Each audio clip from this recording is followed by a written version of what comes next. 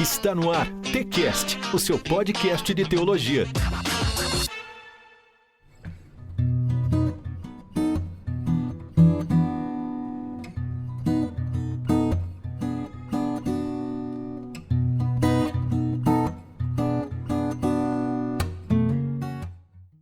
Muito bem, estamos iniciando mais um Teologicamente, o seu podcast de teologia.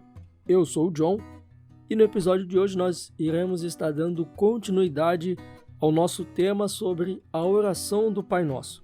E o tema de hoje é Deus, nosso Pai Celestial. E o texto base está no Evangelho de Mateus, capítulo 6, versículo 9. E olha, no episódio de hoje nós temos a participação do Mateus. E aí, Mateus, tudo bem com você? Fala, John, tudo bem? Estou bem, graças a Deus. É isso aí. E nós temos também a participação do Argemiro. Tudo bem, Argemiro? Opa, tudo bem? Graças a Deus, aqui tá tudo certo. Vamos para mais um episódio. É isso aí. E hoje, pessoal, nesse episódio nós vamos ter a participação do reverendo Augustus Nicodemos. Tudo bem, John? Meu abraço para você e também para o pessoal que segue você aí no TCast. Espero que esse momento aqui seja muito útil na sua vida, você que está acompanhando a programação. Ele não vai estar participando aqui conosco. Ele esteve aqui na minha região participando de uma conferência teológica. Eu aproveitei a oportunidade e estive gravando com ele para este episódio. Então, ao decorrer desse episódio, vocês vão estar ouvindo as mesmas perguntas que eu vou fazer aqui, foram as mesmas perguntas que o reverendo respondeu nesta gravação. Então, ao decorrer desse episódio, você vai estar ouvindo a participação do reverendo Augustus Nicodemos. Mas assim, Argemiro, é muito comum, né, a gente ouvir as pessoas afirmarem que Deus é pai de todos os seres humanos, né? E é sobre isso que a gente vai discorrer nesse podcast, né? Sim, é justamente sobre isso, porque acaba se tornando muito comum, né? Falar Deus é pai de todo mundo, ou alguns falam que Deus é pai de alguns, outros são somente criatura. Nós podemos ver isso, a resposta dessa pergunta, justamente na Bíblia. É isso aí. E, Mateus, só para deixar um gostinho, né? Será que a gente poderia dizer de forma verdadeira, né, que qualquer um pode dizer que Pai Nosso que estás nos céus? Então, John, acho que a primeira coisa que a gente tem que analisar, a oração, o contexto da oração do Pai Nosso, a oração dominical, no contexto do Sermão do Monte, certo?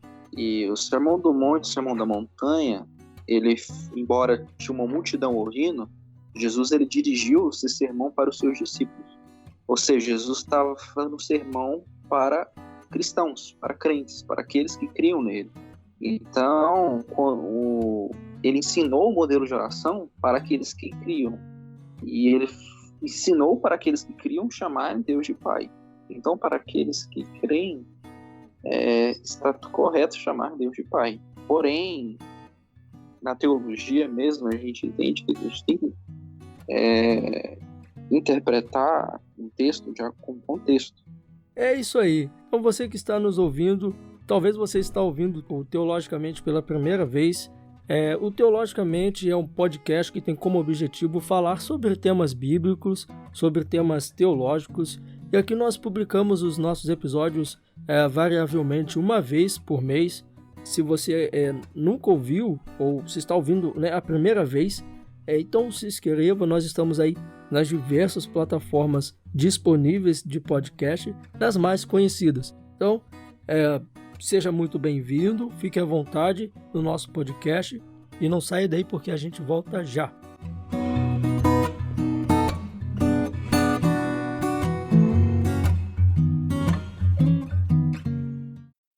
O podcast é uma mídia que cresce a cada dia e nós do Teologicamente não ficamos de fora dessa. Você pode nos encontrar nas principais plataformas de streaming. Lá você encontrará temas bíblicos variados, entrevistas e o devocional reformado Aprendendo com o Texto. Fique ligado, episódios mensais e semanais. Inscreva-se já na sua plataforma de podcast favorita. Nos vemos por lá. Pai nosso nos céus, santo é o teu nome. Muito bem, estamos de volta. Olha, no Evangelho de Mateus, capítulo 6, versículo 9, nos diz o seguinte: Portanto, vós orareis assim: Pai nosso que estás nos céus, santificado seja o teu nome. E eu vou começar perguntando para o Argemiro. Argemiro, a paternidade de Deus, ela se estende a todos os seres humanos indistintamente? Bom, a paternidade de Deus, como eu citei no começo, ela é somente para aqueles que receberam Cristo, né? Naqueles que creram no seu nome.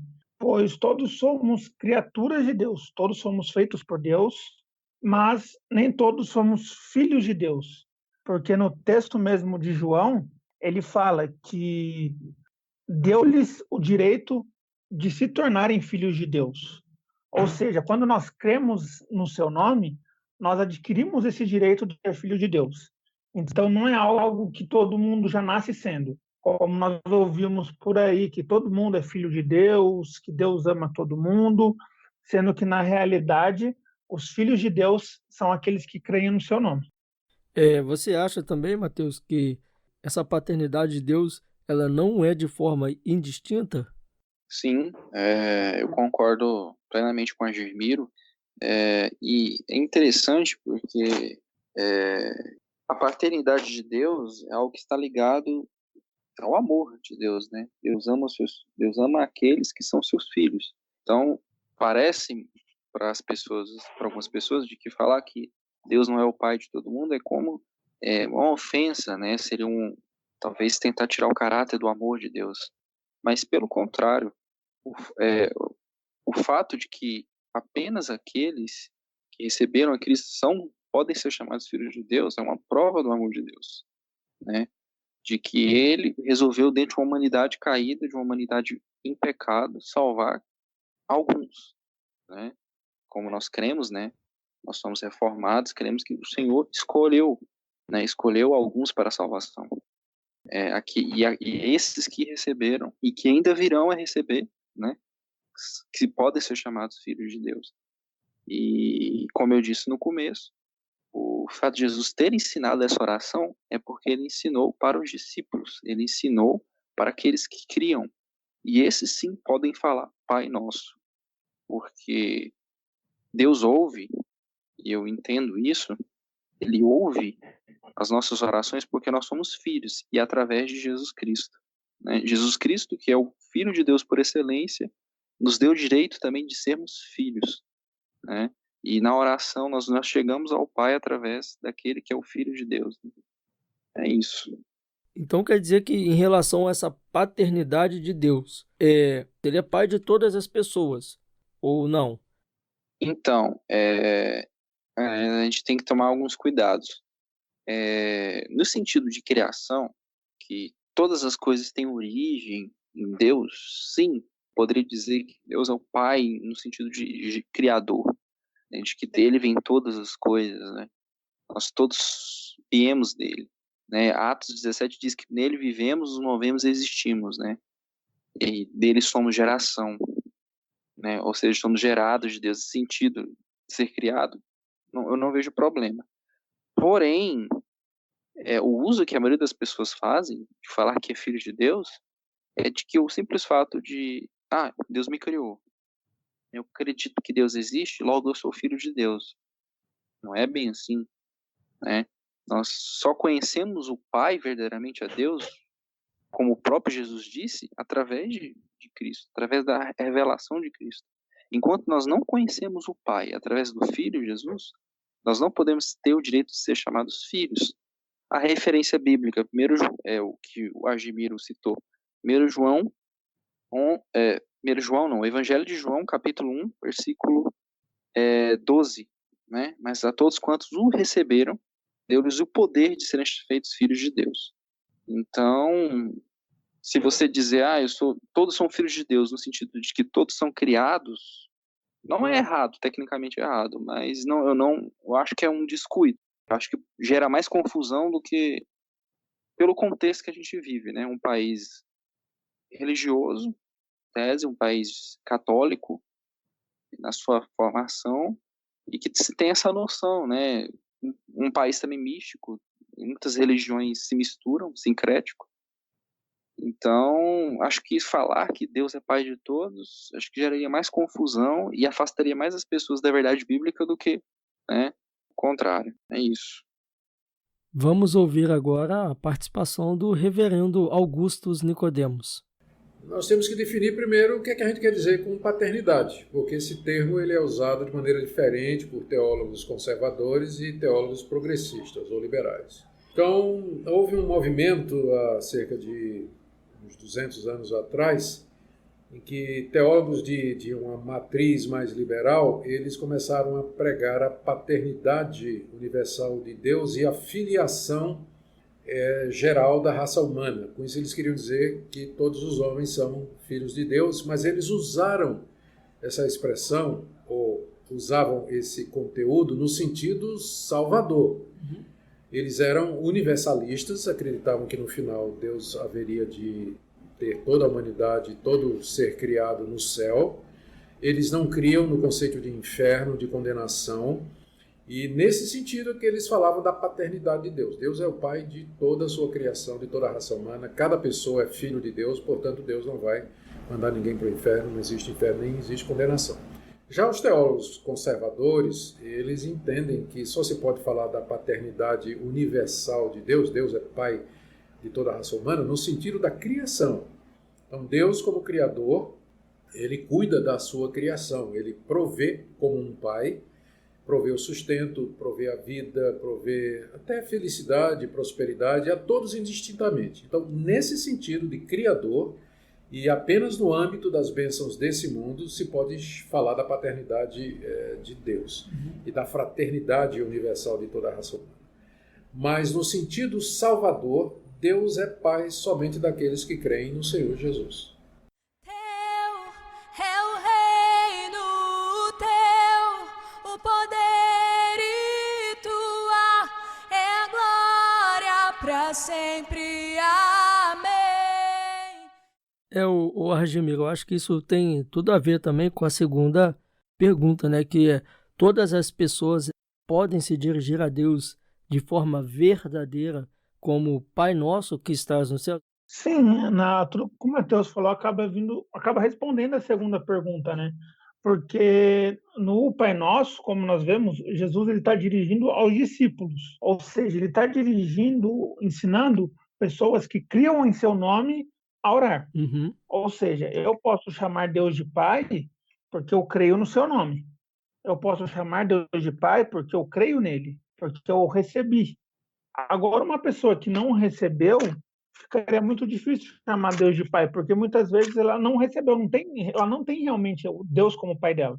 O fato de, como o Matheus falou, o fato de Deus ter nos criado não faz dele nosso Pai, porque Pai é uma coisa muito mais íntima.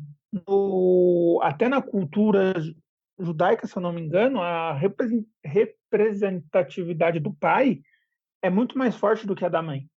Então, quando Jesus está ensinando ali o Pai Nosso, realmente está mostrando que o Pai ele ama, ele cuida, nós como os filhos obedecemos, mas dificilmente uma pessoa que não recebeu a Cristo, que não crê no seu nome, vai poder falar isso, vai poder chamar Deus de Pai. Então, nem todas as pessoas elas podem se dirigir a Deus de forma verdadeira como Pai Nosso que estás nos céus, mas não de uma convicção verdadeira, de uma justificação de quem é aquele que salva, aquele que santifica, aquele que tem todo o poder, né? Sim, nem todos. Na verdade, só poderão orar dessa maneira aqueles que receberam a Cristo. Sobre esse assunto, veremos agora qual foi a resposta do reverendo Augustus Nicodemos. Veja, Jesus ensinou essa oração aos seus discípulos. Ele não ensinou para as multidões, não ensinou para os fariseus, não ensinou para os hipócritas, o pessoal que o rejeitava, não. Essa oração foi ensinada para os seus discípulos, onde se depreende que somente aqueles que creem que Jesus Cristo é o Filho de Deus é que podem se dirigir a Deus verdadeiramente como Pai. Então, a pessoa que não reconhece o Filho, ele também não pode reconhecer o Pai. como o próprio Jesus Cristo disse: se vocês não me conhecem, vocês também não conhecem o Pai. Então, só pode de fato se dirigir a Deus como Pai aquele que conhece Jesus como o Filho de Deus, senão não faz sentido. Teu é o reino, teu o poder e tua é a glória para sempre. Amém. Mateus, eu vejo que muitas pessoas, provavelmente assim, quando você vai evangelizar alguém, você fala assim, não, porque Deus quer te salvar, Deus tem um propósito para a sua vida, e etc. Mas geralmente as pessoas elas falam assim, eu também sou filho de Deus. As pessoas geralmente elas têm essa resposta. Mas o que é ser filho de Deus, de acordo com o texto de acordo com esse texto que a gente acabou de ler? O que é realmente ser filho de Deus? É interessante porque filhos de Deus tem vários versículos, várias passagens bíblicas sobre esse tema. E todas elas têm que ser analisadas em conjunto, né? Nós entendemos que é uma forma mais segura de você interpretar e entender um determinado tema. Mas no Sermão do Monte, como o Argemiro colocou muito bem, e onde está a oração, o contexto da oração do Pai Nosso, ali é para os cristãos. Então é para aqueles que são chamados à fé, é para aqueles que são amados por Deus. Então acho que a primeira coisa de ser filho é ser amado. É aquele que foi um dia amado por Deus, né? E em resposta a esse amor, ele acreditou, ele teve fé, ele se arrependeu dos seus pecados e ele passou a amar a Deus. E a partir desse momento, ele agora tem o direito de entrar diante de Deus, né? Porque um servo, uma criatura, não tem o direito por simplesmente de se achegar.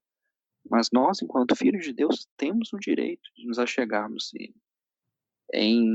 No livro de Hebreus, eu não vou me lembrar a referência agora, diz que nós podemos nos chegar ao trono da graça com confiança, aparecemos graça e misericórdia, né, no tempo oportuno.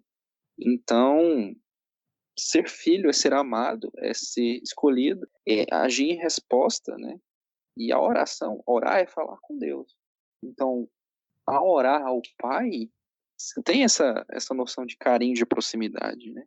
E eu lendo aqui um comentário, só para fechar essa questão, aqui um comentário da Bíblia de Estudo de Genebra, de que esse termo pai vem do aramaico Abba, né? Que era o que as crianças no tempo de Jesus usavam para se dirigir a seus pais, mas que também era usado pelos filhos adultos, que eles continuavam a usar com os pais já mais velhos. O filho é diferente do servo, é diferente daquele que não tem a ver com Deus. Então, os filhos de Deus podem e devem se dirigir a Deus como pai. É isso que Jesus ensinou. Porque em um pai, há segurança de que o pai vai atender, de que o pai vai ouvir, de que o pai não vai desamparar o filho. Se eu não me engano, no contexto também do Sermão do Monte, John e Argemiro e os ouvintes, Jesus fala, né, de que ele insiste para que as pessoas continuassem orando, porque ele até diz que pai que se um filho lhe pedir um pão lhe dará uma pedra, né? Ou um peixe lhe dará uma cobra? Nenhum, né? Então ele fala, se vocês que são maus sabem dar coisas boas aos seus filhos, quanto mais o seu pai que está no céu, né, dará boas coisas que o pedirem. Então eu vejo assim que a figura do pai, da paternidade de Deus, tem a ver principalmente com o amor de Deus. Eu não sei se eu respondi essa pergunta, mas...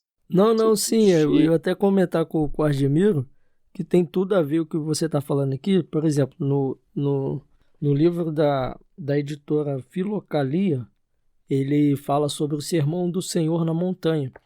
E nesse livro ele inclui, né, é um livro sobre o Sermão da Montanha, comentado por Santo Agostinho.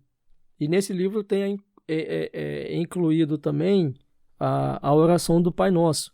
Então, nesse comentário aqui, quando o Santo Agostinho ele vai fazer o comentário sobre essa oração do Pai Nosso, ele vai usar o texto que você falou de Gálatas, que é Gálatas capítulo 4, versículo 6, para falar dessa adoção, né? Que Gálatas capítulo 4, versículo 6 diz: "E porque vós sois filhos, enviou Deus ao nosso coração o Espírito de seu Filho, que clama, Abba, Pai." Então ele vai falar aqui, o Argemiro, que não é mérito nosso termos sido chamados à eterna herança para que sejamos co-herdeiros de Cristo e alcancemos a adoção de filhos. Então, isso entra nessa questão do que o Mateus está falando, de sermos feitos filhos de Deus. Então, se nós podemos dizer que Pai nosso que estás nos céus, de forma verdadeira, é por causa dessa adoção que nós recebemos de Deus por meio de Cristo Jesus, né? Sim, quando nós recebemos a Cristo, é um momento que, na verdade, fomos adotados, né? Porque, como podemos ver, somos criatura, e quando Deus, é um ato de amor dele, é um ato totalmente de Deus. Que Isso ele não é um nos mérito ama. nosso, né? Clamarmos a Deus Não, como, né? não, é um mérito que ele nos permitiu, porque ele nos adotou, ele nos escolheu. Porque até a Bíblia, não lembro o versículo agora que fala, é que Cristo nos amou primeiro, antes que ele nos amou primeiro, né? Uhum. Então, não é um mérito nosso, é um mérito do amor de Deus, que realmente escolheu o seu filho, nos adotou como filho e nos deu todos os direitos que um filho tem. Porque enquanto criaturas, Deus nos criou, ele não tem o direito a nada. Mas quando Cristo nos adota, ele nos dá o direito, principalmente, além de termos uma relação de pai para filho com ele, o direito da salvação, dada por ele, porque ele é nosso pai. Então nós temos esse direito adquiriu o direito de ser salvo, de sermos salvos, não por nossos méritos, não por algo que fazemos, mas sim por sua escolha. E o que é interessante, Argemiro, é que a gente esqueceu de dizer algo muito importante, de que nesse processo da paternidade por plano de Deus, que o mais maravilhoso é que nós não éramos apenas criaturas de Deus, éramos criaturas caídas em pecado. Sendo assim, nós éramos inimigos. A Bíblia diz isso de nós em Romanos. Éramos por natureza filhos da ira, inimigos de Deus, aversos, tudo que Deus ama a gente odiava antes da nossa conversão. Então, o fato de Deus perdoar um inimigo já é algo, assim, muito bom, maravilhoso. E ele ainda adotar ele como um filho, que adotar é trazer alguém que não é da família para ser da família. E foi o que Deus nos fez. Nós somos filhos. Então é algo assim que a gente às vezes acostuma, às vezes a falar e repetir, mas a gente às vezes perde o significado, o peso disso. Mas éramos inimigos, criaturas inimigas de Deus. Como Deus pode tratar todos como filho, da mesma forma, se alguns não creram ainda e permanecem como inimigos de Deus, debaixo da sua ira? Não tem como, não faz sentido, é uma injustiça contra Deus. É isso aí. Veremos agora qual foi a resposta do reverendo Augustus Nicodemos. Os filhos de Deus, não somente em Mateus, mas especialmente no Evangelho de João, é uma designação para aquelas pessoas que creram em Jesus Cristo como o seu Senhor e Salvador. João deixa isso muito claro no prefácio do seu Evangelho. Veio para o que era seu, mas os seus não o receberam. Mas a todos quantos o receberam, deu-lhes o poder de serem feitos filhos de Deus, a saber, aqueles que creem no seu nome. Então, o próprio Jesus explicou que é somente mediante a fé nele que as pessoas se tornam filhos de Deus. Então, são esses os que podem orar Pai Nosso. Teu é o reino, teu o poder e tua é a glória para sempre. Amém. Essa pergunta aqui, ela parece ser um pouco simples, bastante ingênua. Eu não sei quem vai responder primeiro, aí fique à vontade entre vocês dois aí, mas o texto de Mateus 6,9 diz que a oração é dirigida a um Pai que está nos céus. Mas Deus, o Pai, ele está apenas nos céus? Seria um erro afirmar isso? Ou uma verdade? Bom, na verdade, é que eu acho que esse texto a gente vai acabar entrando muito para tentar explicar um pouco da Trindade, né? Que pelo menos eu tenho bastante dificuldade para explicar a Trindade, mas eu acredito que o Deus, o Pai, ele está no céu. E quem está conosco é o Espírito Santo, que está dentro do nosso coração. Só que aí nós entramos na Trindade, que ao mesmo tempo que são três, são um. Então, falando de maneira bem simples, Deus, o Pai, está apenas no céu, mas o Espírito Santo está em nós. O problema é que os três são um, então não tem, eu não consigo distinguir os três assim para responder essa pergunta mais aprofundada.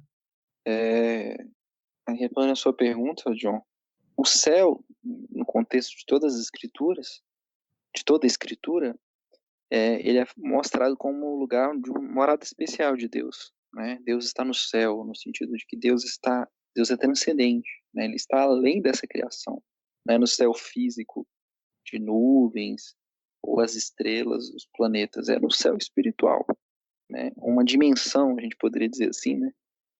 Uma outra dimensão espiritual.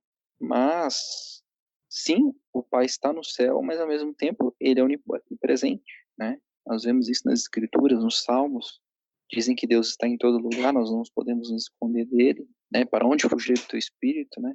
E a gente tem que até tomar cuidado, porque às vezes a gente cai num panteísmo, né? Sim, o panteísmo é a ideia de que toda a criação é Deus, né? Tudo que existe Tudo é Deus, tudo né? é Deus. Uhum. Não é. Deus, ele é transcendente, ou seja, ele é diferente da criação, ele está acima da criação, mas ele é imanente, ele se relaciona, ele cuida, ele governa a sua criação, ele está presente, ele intervém, né? Então, só acrescentando a questão que o Argemiro falou, também envolve a questão da Trindade. O Espírito de Deus está em toda a terra, né? Está em todos os lugares, e onde o Espírito está, o Pai também está. Então, não é errado falar que o Pai está em todos os lugares, né? Quando nós falamos Pai nosso que está no céu, a gente não está mentindo ou falando em verdade. O Pai está no céu, ele está além, né? Ele está no céu, onde ele habita, né? De forma especial, de forma mais gloriosa, no céu espiritual, mas ele também está presente na criação. Não há contradição alguma, né? Se nós aceitamos o fato de que ele é, de fato, onipresente, né? Como nós vemos nas escrituras. Ok, vamos ver agora qual foi a resposta do reverendo Augustus Nicodemos. Esse é um tipo de linguagem que os autores bíblicos usam com muita frequência, se dirigindo a Deus e as coisas de Deus em termos espaciais, como se houvesse um trono verdadeiro, material, em algum ponto aqui do universo, do cosmos, e Deus estivesse sentado nele, fisicamente. Então, a gente sabe que não é isso. Deus é espírito, Deus é onipresente, ele está em todo lugar. Quando a Bíblia se refere a Deus como estando nos céus, como estando sentado no trono do universo, é uma maneira da Bíblia, é um tipo de linguagem que tem que ser entendido figuradamente e que destaca a natureza do governo de Deus. Deus é rei, ele é um pai, mas ele é um pai que não é como um pai terreno, ele é o pai que está nos céus, ele é o pai celestial. Os pais terrenos, eles são falhos, são impotentes, são limitados, mas o nosso pai, ele é celestial, ele está nas alturas, ele é superior à humanidade que ele criou, ele tem todo o poder, toda a sabedoria. Então esse tipo de linguagem, ela não deve ser tomada espacialmente, literalmente, que Deus está somente nos céus, mas é apenas uma maneira da Bíblia se referir a Deus como estando acima de nós. Ele está acima da sua criação, ele é Senhor, ele governa sobre tudo e todos.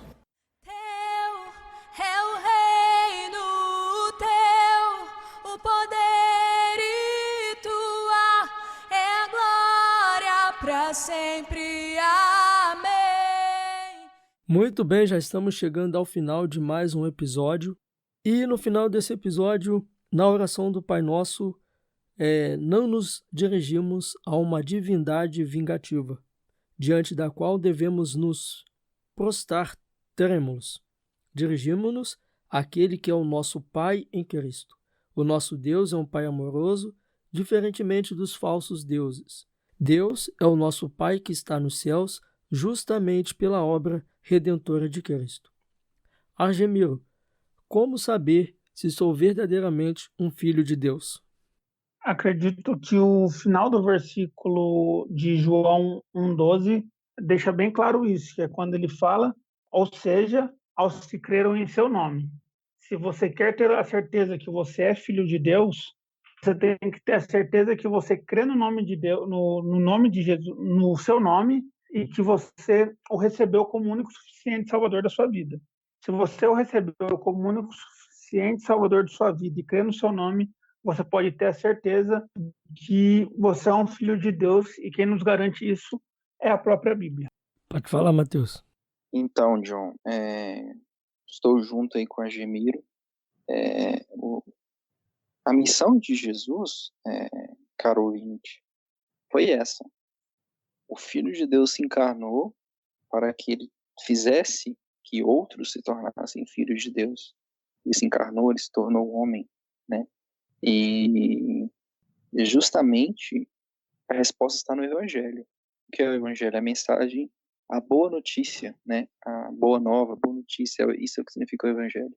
De que um Deus criou todas as coisas perfeitas, porém, pelo pecado e pela escolha do próprio ser humano foi corrompido pelo pecado.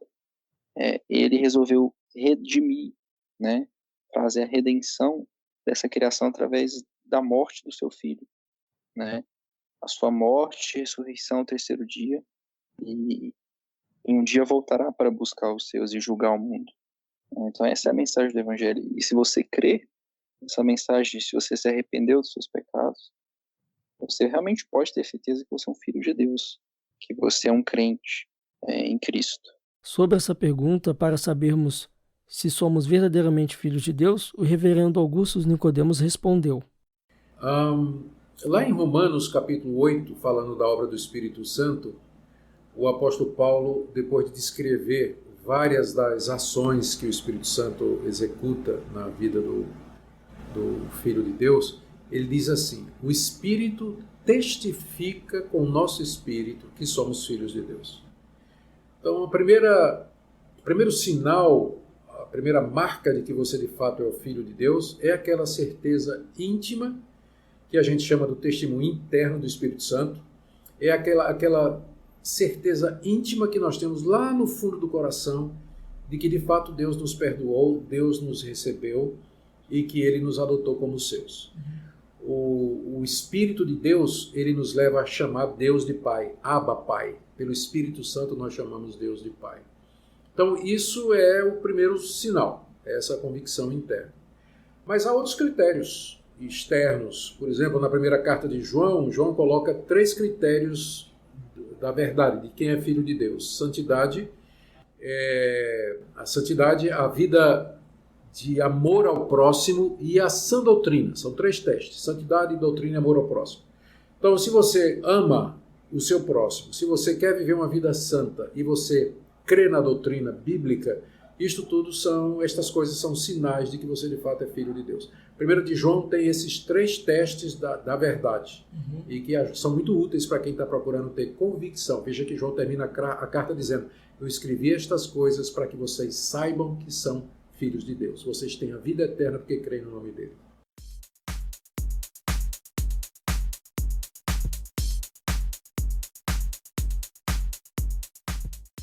Vocês ouviram no episódio de hoje a participação do Argemiro. Quero agradecer a Argemiro pela sua participação. E vocês ouviram também, estiveram ouvindo aqui a participação do Matheus. Obrigado a você também, Matheus. Eu quero agradecer também a participação do reverendo Augusto Nicodemos. Nada, John. Um abraço para você e para todos os seguidores do TCast. Então, pessoal, nós estamos seguindo uma sequência de episódios a respeito da oração do Pai Nosso. Nós já gravamos o episódio piloto. Se você ainda não ouviu, você pode voltar alguns episódios aí que você vai ouvir a introdução a respeito da oração do Pai Nosso. E esse aqui é o segundo episódio. E logo mais nós teremos a continuação. Serão no total 10 episódios a respeito da oração do Pai Nosso. E assim eu quero me despedir de vocês. E se você ainda não se inscreveu em nossas plataformas, se inscreva, para que toda vez que sair um episódio, você possa receber a notificação. Nas plataformas nós estamos como TCast, tá bom? Você procura a gente lá como TCast. Nós estamos também no Instagram e no Facebook. É só você colocar lá, Teologicamente Oficial, tanto no Instagram quanto no Facebook. Eu também não posso me esquecer que também nós estamos no YouTube. Apesar de eu não deixar o meu YouTube muito ativo, estou bem parado no YouTube, mas é só você pesquisar lá, Teologicamente Oficial, que você vai nos encontrar. Muito obrigado pela participação de vocês. Até a próxima. Um grande abraço.